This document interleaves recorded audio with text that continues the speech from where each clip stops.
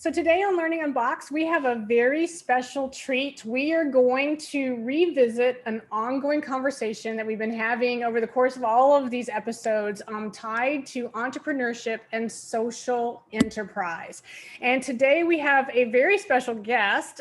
Jerry Valentine is joining us, and a little bit about Jerry. So Jerry is a social entrepreneur from Cincinnati, Ohio, and he's a very active community member and a volunteer over many years. And as part of Jerry's journey, he has successfully completed community hackathons, startup accelerator programs, Give Back Hack in Columbus. He also participated in Sea Change, which is where we sort of got to have some background experience with Jerry, as he jump-started a business venture called Renter Mentor, which we will also talk about today. And it's because of all of Jerry's participation in all of these sort of different programs, which we've talked about all these programs here at Learning Unboxed. I thought, what a great opportunity to pull them all together and actually talk to somebody who has a very robust experience in the entrepreneurship space. So Jerry, welcome to the program. Thank you for having me. And I appreciate the introduction. I'm ready to unbox some stuff. All right, let's unbox. And so, as I sort of mentioned, Jerry, one of the things that we talk about on this program all the time is how to take a lot of the opportunity and the experience that comes from startup opportunity, from Give Back Hack, from hackathons in general, Startup Weekend, all these different sort of social enterprise-based endeavors that just give participants the chance to think super far outside the box. Limits are very, very different, and how that then might translate into amazing opportunities for students. So let's start with, why don't you set the stage, because all of our listeners are not from Ohio or even from the US, they're coming from all over the world. So how do you define social enterprise, and why do you care about this concept? Social enterprise to me really means solving a community issue through business, and basically business for good. And for me, the whole idea of trying to solve an issue really started off with my first business venture, which was a nonprofit called Get Out Network, which was all focused about K through 12 STEM and art enrichment education for K through 12 youth. There is where I saw the importance of just the STEM discipline, not just learning it as part of an education curriculum, but as you all at the PASS Foundation, ties it, linking for learning and for life, and how you apply STEM to your everyday life. Right. And that was, how I got into, like I said, the space early on, of just trying to figure out, how can I give back? How can I make sure, especially with underserved, underrepresented population, how can I make sure that I'm giving them the same experiences that I was privileged enough to have through education and things like that. And long story short, within that journey, I started working at the Housing Authority here in Columbus, and I got exposed to the affordable housing crisis. And there really kind of allowed me to put the STEM enrichment on hold a little bit in order to attack this problem myself. And the reason being, my thought process was, how can I teach, this demographic or this population, and they don't have housing? Right. And they're going through these issues. I didn't know it was, such a big issue, not just here in Central Ohio, but across the nation, in terms of just the lack of affordable housing in the United States. So really there, I kind of started thinking about, what can I do to start attacking this issue in a way that I can apply what I learned from a technology standpoint. And that's kind of how that journey started. I, discovered the problem in terms of this is an industry that was lacking innovation. So just being able to start that journey really by going into the startup space, because I'm not a technical founder. I'm just kind of the idea guy. Yeah. So my next step, after figuring out, okay, this is what I kind of want to attack next, how can I get exposed to some like-minded thinking spaces? And that's when the social enterprise community in Columbus really came apart. And we participated in Give Back Hack was the first, really my first ever hackathon that I had ever really done. So it was a very great experience. And what that allowed me to do was not only enter and meet, like I said, the social enterprise, business people, the startup developers, the data scientists, really kind of innovative business and entrepreneur folks that you wouldn't normally get at a regular, I'll say, I guess, meeting or some type of conference of that sort. So that was kind of how that journey started from there. Yeah. Well, let's dig in just a little bit because, I love the fact that you started this by talking about your interest in at-risk, high-needs youth and STEM and all those opportunities. And that over time, then, as part of your journey, you recognize that you needed to, I assume, and please correct me if I'm wrong here, but, part of going from starting a nonprofit in that educational sort of STEM or STEAM space, right, to suddenly I'm going to participate in a hackathon says to me, hey, I'm looking to grow some skills, right? That entrepreneurship sort of mindset. And you are recognizing that for me to truly, truly be able to serve these students, I have to be willing to recognize all the things I don't know and grab these opportunities to learn something that I don't have. And I do want to dig in just a little bit, Jerry, because, part of the premise of this program is how can we take sort of the best things that are out there in the world, and not just in the world of education, but also business and industry and community, and say, if we were to peel these elements off and we were to infuse them into a more, I don't want to use the word traditional, but I'm going to use the word traditional because I'm grasping for words here, sort of educational experience for students today, as we rethink, right, on the heels of a global pandemic, this opportunity around what should education look like for our students. I have been advocating for years that the elements that you're just talking about, those should be infused in our everyday teaching and learning. They shouldn't just be a weekend thing. They shouldn't just be a summer thing. They shouldn't just be because, I have a single innovative teacher. But what was it that you recognized that you needed, that you learned it all along the way, right? It would have been a completely sort of different trajectory. I'm really curious about those elements of entrepreneurship and that experience at Give Back Hack, that could have been applied to your experience, your life experience prior to that, had you had that. What are those elements? Because that's the nuts and bolts, right, that everybody's wrestling with, that experience that you had. That experience with Give Back Hack, I'll say the single most thing that I got out of it outside of the networking opportunity was design thinking.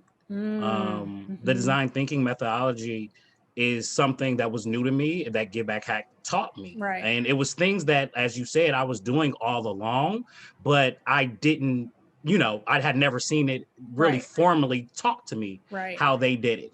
And really, when I think about the other, even Sea Change and all that, it was just all different iterations of design thinking.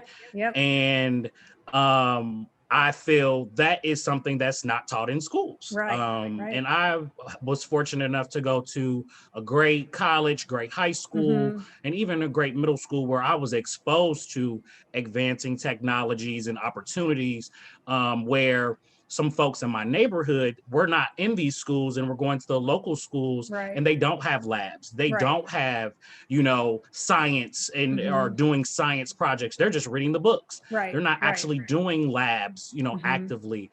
So those were some of the things, like I said, design thinking, I think was number one. And then just overall, just realizing that there is a need for more exposure too. I had never developed platform or, technology, anything like that before, and just doing it and trying it, once, and just seeing, hey, talking to a developer and just saying, okay, what is this? What is the actual thinking? And seeing that, oh, this is really just, this is math, Right. this is logic that we're teaching here, or that you're doing.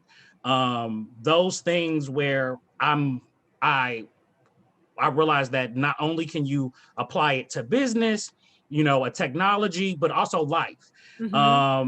When I think about taking care of plants and, or even art, and how you have to be calculated in drawing, with certain lines and certain mediums, that there's a lot of different things that you can apply this design thinking to benefit your everyday life if you're exposed to it properly. And I think that's what we need more of, across the board. Yeah, absolutely. And so then I completely agree. And we talk about this all the time. We teach a number of courses on design thinking. And that's exactly the reason why. And it's really interesting to me because I have talked to, any number of students and teachers from, around the world. And oftentimes design thinking comes up in the conversation.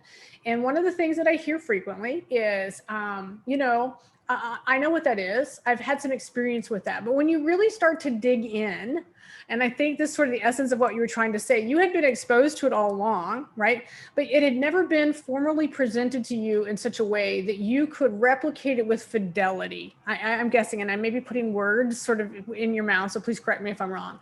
But when we have these conversations sort of collectively, if you will, with the folks that we talk to in lots of places, that is exactly one of the things that I discover. Lots of folks think that they really know what that is and how it works. And yet when it comes to applying it to real life situations rather than just the theoretical from a classroom perspective, that's sort of where the rubber meets the road different sort of plays out, right? And I would assume, for example, when you got into, I'm going to use Sea Change as an example, that is a business accelerator, and I'll have you just sort of give a little high level about what that was as a participant for our audience. But Sea Change rolls up their sleeves and says, we're going to go from the concepts and a lot of the experience you might have had in a Give Back Hack sort of weekend experience, and we're going to really, really intensify this whole opportunity. So share with us a little bit about that, because I suspect that the difference between those two things is the theoretical and the, oh my gosh, applied deep in the weeds sort of experience. Absolutely. So just a quick overview of Give Back Hack and Sea Change. Both Give Back Hack is a weekend it's a weekend hackathon that is all about solving a social issue. And that is where I first pitched Renter Mentor, and was able to basically win some seed money and some other in-kind resources. And one of those resources happened to be entry into Sea Change, which stands for Social Enterprise Accelerator. And really what that does, it's Give Back Hack intensified, where we are going to dive into the design thinking process in a way that you couldn't over a 2-day hackathon. So it was a 15-week accelerator. And that is when I realized what it allowed us to do outside of iterate with your cohort, which I think is the most important thing, is practicing in front of folks, getting their reactions and their opinions on, what your business model is and just your overall kind of pitch to it. But the second thing, it allowed us to kind of really prototype. And for us, prototyping came in the form of an Excel spreadsheet, and building that as our first database. And then it also led into another segue of the business, which was the consulting side. At first, this was just a technical idea that I had. But for those in the technology field, it takes time, it takes money to build technology, and it takes really a strong team to really execute it efficiently. And I didn't have that at the time. I was truly accelerating. All this happened within I'll say Give Back Hack was I think that April, and then we literally sprung into Sea Change, I believe in May. So everything was happening very quickly for myself and the current team that I had, but it really did allow us to iterate and build onto the business where the consulting services ended up being added, and that was really the first kind of my okay to make the leap into full-time entrepreneurship. So I think those are the biggest things that I got, and also mentorship. I won't take that away. I think that is another key component to all of this, is that I was able to get great mentors out of really both Give Back Hack and Sea Change, which changed the game, because as we talked earlier, I needed skills. I needed and with those skills, I needed more mentorship, more people that have actually developed technology and are in the space in a way that I am not. So I'll say those were the three things that I really got out of participating in those, and the fact that they were tailored in terms of they were all about social good and doing business for good was the differentiator, because everyone in the room, it wasn't like it was just I was getting put into a room of VCs and they were like, what's your numbers? We want to know how much money you're going to make next year. It was just really about what is your social impact on the community? And that is, I think, bar none, what has helped me, that initial traction in the beginning definitely has been great for my business. Yeah, absolutely. And so let's talk a little bit about the qualities, I guess, if you will, right, from that entrepreneurship sort of lens. And really where I'm trying to go with this, Jerry, is I want to talk about the challenges and obstacles that generally make entrepreneurship, right, whether it be social enterprise or otherwise, but make the whole concept of entrepreneurship harder for diverse populations to get entry into, right? Because at the end of the day, right, one of the things that we need to be socially aware is we have to get a diversity of participants in solving our problems. And yet there are boundary limits that make it really, really difficult. And I would argue one of those great difficulties is that we are not introducing social entrepreneurship and entrepreneurship generally early enough in our K-12 journey to get students jazzed about the fact that you can, in fact, help solve the problems of your community, right? There's a mindset shift that has to take place. You have to believe you can, and you have to be given those opportunities. And yet there are still obstacles standing in the way for folks to actively engage and participate in meaningful and successful ways. So let's talk a little bit about why you think that is, and sort of from the experiences that you've had, where you see opportunity to change that dynamic. That's a great question. The first thing that I will say right off the bat is a lack of the mentorship. There is not enough, and I'm not blaming anyone, but because I really believe it's a full problem between, there's not enough Black entrepreneurs going back into the community and pouring back into and giving back in that way. The educational system, like you said, isn't introducing them early enough. And also, when it comes to the tech and innovation space, unfortunately, we're lacking access to advancing technology, which is then therefore falling into the skills. And because we are lacking the access and the skills, we're not assuming that these spaces are for us. That is one of the things that I've noticed in both really the social enterprise and in the tech space, startup space. There's not many of us entering those rooms. There's not many of us participating in those hackathons and those accelerators. And that to me is unfortunate. And once I Sea Change was a free program.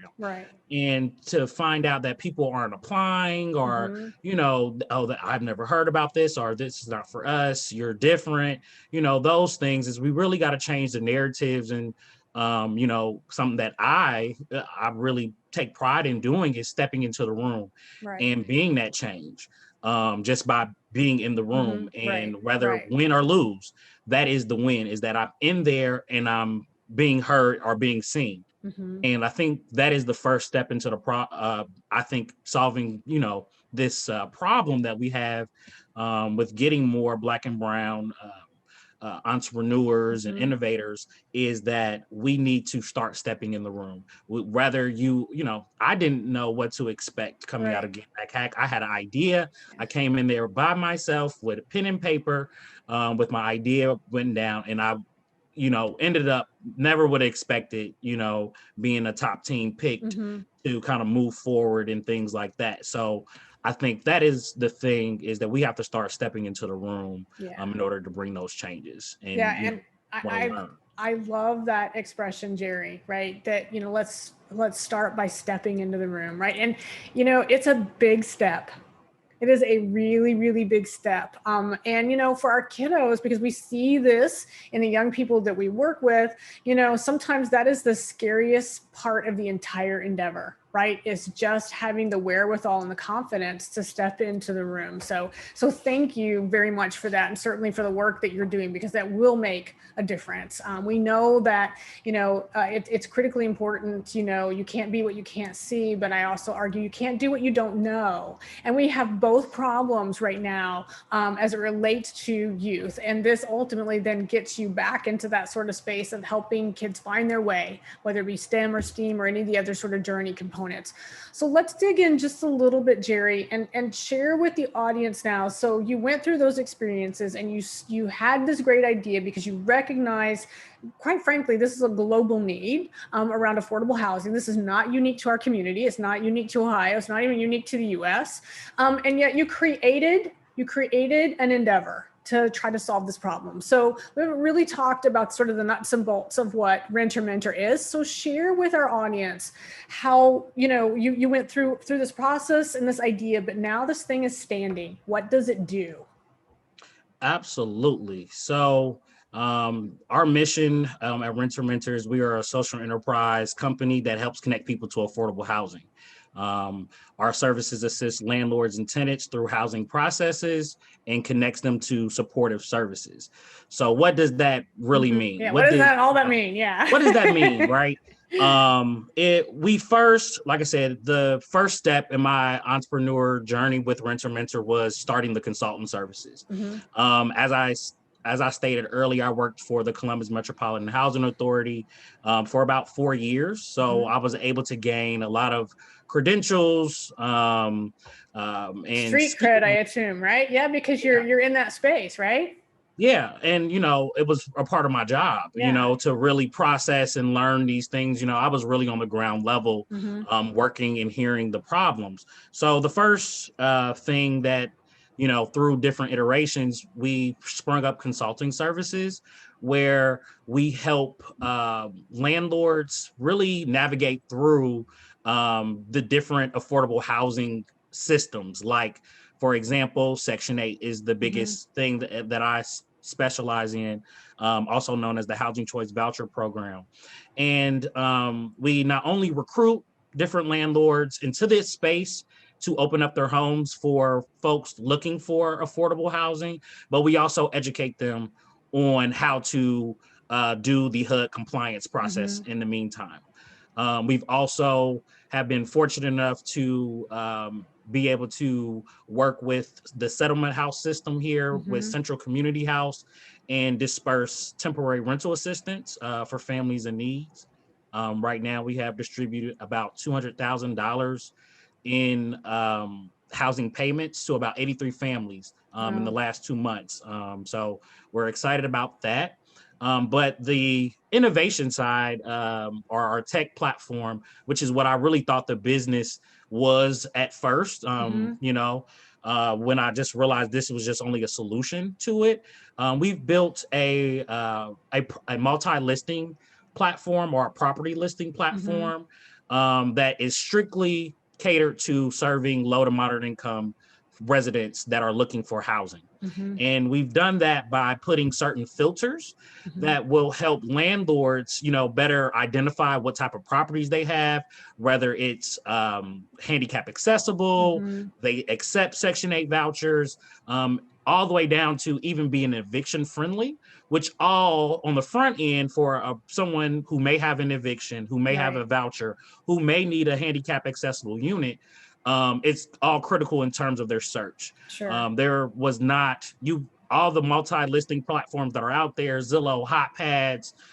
There was only one that really serviced the demographic in which we served, and I thought that was odd because this was the population that needed, to me, the most innovation in the space to help them better connect more efficiently. We just launched it.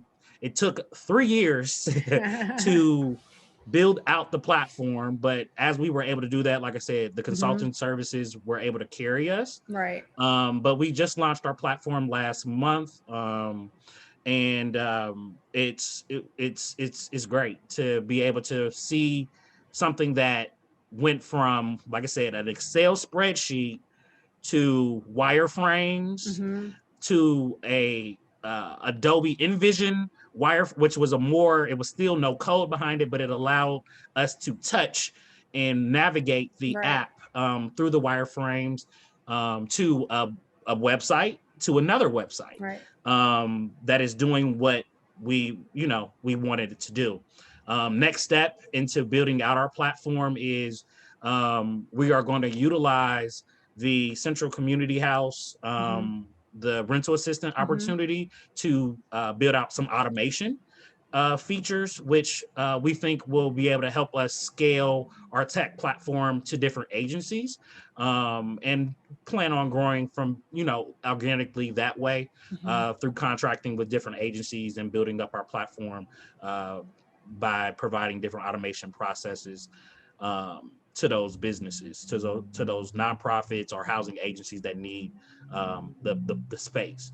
And what we're finding, so we Give Back Hack and See Change happened in 2019. We still were not a business. We had raised about $35,000 that year as no business, just literally my idea. And I think that shows the power of just stepping in the room, that you didn't even have to be the business to be successful. But in 2020, we officially established January 1 of 2020.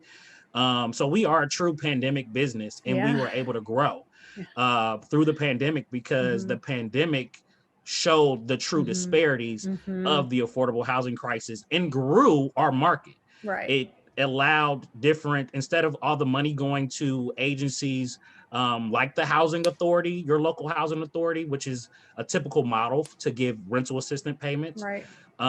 They were now going to faith-based and community-based organizations that could get the dollars out quicker than these organizations. The problem that we've learned through there is that you have faith-based and nonprofits that are not used to doing housing assistant payments. So it was a lot of, it was an education gap there that was allowing the money to not get distributed out more efficiently. So that is where our kind of consultant services really kind of thrived, and we got a lot of opportunities to kind of show expertise and turn certain organizations into housing superstars kind of within a couple months. So we're excited for what the opportunity that we have to bring change to this problem, and innovation is definitely one of them. We're trying to make it cool, to advocate. To me, housing is the number one detriment of health, in my opinion. That is your foundation. You cannot properly think, grow, and learn without that foundation of a home. And that's kind of, as I stated earlier, where it was like, hey, I wanted to be this STEM educator, STEM advocate. And I was like, well, I can't do that until I feel a little bit more satisfied with knowing that people are finding homes quicker or getting access to, affordable homes. I felt that kind of took priority. But we'll get back to the STEM journey. And even through this journey, I'm still able to grow on that, teach, give back in ways like Mhm. this, where I can share my experiences and things like that. But definitely want to do it on a bigger level like the past, when we kind of get things settled with Renter Mentor. Yeah, well, what an incredible journey and story. And without question, the give back to the community, to your point, it's so desperately needed here and other places. And, thank you so much for persisting, right? And I think that's a huge piece of it as well, recognizing this great need and having the wherewithal to say, I'm going to go down this road, see what happens. That's awesome. I always like to sort of close out the program, Jerry, recognizing that a lot of our listeners are teachers, they're community members, they're K-12, sort of schools, as well as our industry partners. And I always imagine them sort of sitting back in their community, whatever that community is, and they just heard you talk about sort of your journey and why your journey matters, and your willingness to be a lifelong learner, quite frankly, is really, really clear in your story. And, folks would love to be able to say, how can I take Jerry's experience that, he went all the way through school? How can I take that and translate it into something meaningful for my students, the teenagers in my world right now? So if you were to be able to have that conversation with a teacher or a school administrator saying, hey, I want to do something with our kiddos very much like Jerry's journey, what components, what's your recommendation, I guess, right? Because everybody's grappling with what does the next iteration of teaching and learning look like, right? And you just lived it, right? In the midst of a pandemic, you had an idea prior to, you were able to capitalize on, but more importantly, you were able to fill a need in a community in a very, very tangible way, right? That did help the world have a better understanding of the disparities that we were collectively trying to battle. It's the same thing that's happening in our schools. How do we engage kids in a meaningful way so they want to be there, they want to persist, so that they can make the next contribution? I think the first way is allow them to share their ideas. Yeah. I feel that we get to be honest, in college, I felt like we were so curriculum Yep. based Yeah. that I was losing my creativity. And I think especially Black and brown folks, we need to be stimulated, we need to feel heard. Mhm. And I think the first step is, a lot of us don't share our ideas. Right. When I talk to different people in my community and things like that, they sit on very good business ideas. Mhm. Why aren't you going after that? Why aren't you pursuing this in some type of way? And it's because they don't feel like they have a platform to Right. share those ideas and be heard Mhm. effectively. And I think that's the biggest thing, is allow them to share their ideas, step away from the curriculum. Sometimes on Fridays, let's brainstorm Fridays. Yeah. Let's create something where we are, getting away from the books, and we are allowing you to express yourself, tell us how we can support you or how can we help you, and start connecting. And really utilizing what schools are supposed to be, are a hub of resources Mhm. in order to help you elevate to where you want to be educationally and, really, as a person, a human being. So, and I think it starts with sharing, and we Yeah. got to figure out ways of how can we do that that's authentic and not fake. Right. And it's fun. I'm just thinking, like you said, about my journey. Why aren't schools doing hackathons, at least once a quarter, Mhm. just to see and, get innovative with that? I think those are just great ways. Mhm. We're seeing it in different business cultures that there's, colleges. I know Yep. Miami University is Yeah. doing really big things in the startup space and having hackathons and innovation. I think we have to start doing that Yep. earlier. It's too late in college. Mhm. There's already a gap Yep. about time someone gets into college or not into college. Right. So Right. if we can start doing that K through 12, those are going to be the things that change the future of learning. Absolutely. I totally agree. Jerry, thank you so very, very much for joining us today. And thank you for all that you do.